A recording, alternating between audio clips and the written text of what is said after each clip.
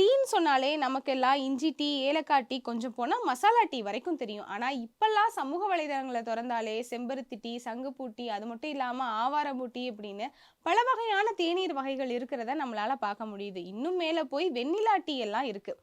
சரி, இது எல்லாமே நமக்கு குடிக்கிறதுக்கு நல்லா இருக்கு. உடல்நிலைக்கும் ஒரு நல்ல மாற்றங்கள குடுக்குது அப்படின்னு பலரும் சொன்னா கூட, இதையெல்லாம் இனிமே டீ அப்படின்னு சொல்லக்கூடாதாம். தேநீர்லேருந்து தயாரிக்கக்கூடிய, அதாவது தேயிலையிலேருந்து தயாரிக்கக்கூடிய பானங்கள மட்டும் தான் இனிமே தேநீர் அல்லது டீன்னு சொல்லணும் அப்படின்னு இந்திய உணவு பாதுகாப்புத்துறை சொல்லியிருக்காங்க.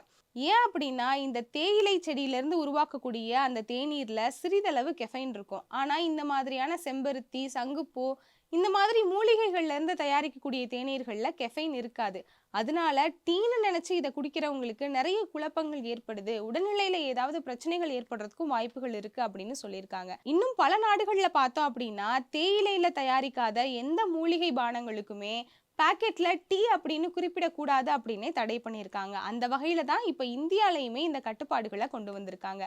நீங்க உங்களுக்கு வேணும் அப்படின்னா, இந்த மூலிகை பானங்களை எல்லாம் தாராளமா குடிச்சுக்கலாம். ஆனா, அத டீ அப்படிங்கிற பெயர்ல இனிமே பயன்படுத்தக்கூடாது அப்படின்னும் சொல்லியிருக்காங்க. மீறி பயன்படுத்தினா நடவடிக்கை எடுக்கப்படும் அப்படின்னும் எச்சரிச்சிருக்காங்க.